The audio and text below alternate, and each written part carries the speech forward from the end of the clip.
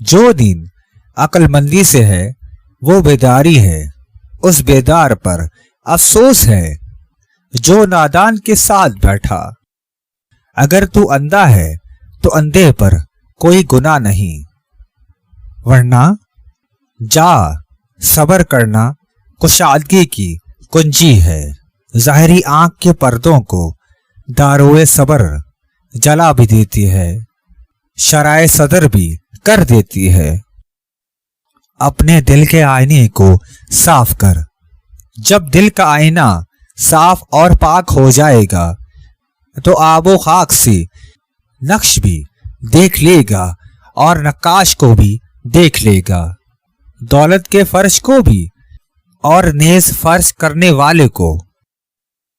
باطل قسم باطلوں کو کھینچتی ہے، باقی رہنے والے بھی باقی رہنے والوں سے خوش ہیں۔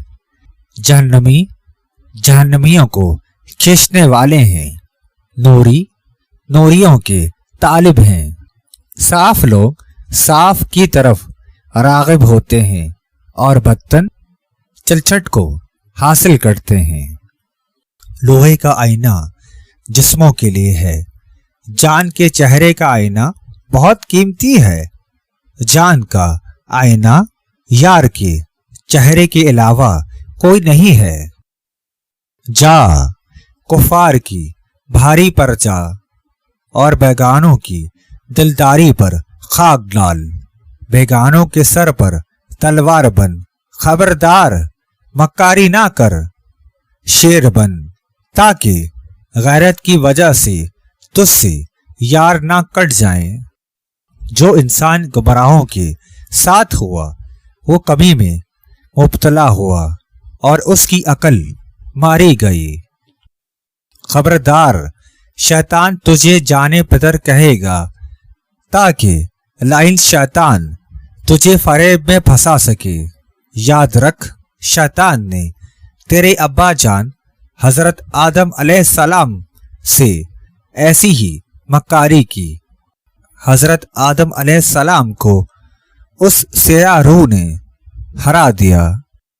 یہ کوا یعنی شیطان شطرنج پر چست ہو کر بیٹھا ہے، تو باز کو اونگتی آنکھ سے نہ دیکھ، اس لیے کہ وہ فرزین کے بہت سے گہراؤ جانتا ہے تاکہ تیرے گلے میں تنکے کی طرح پھنس جائے۔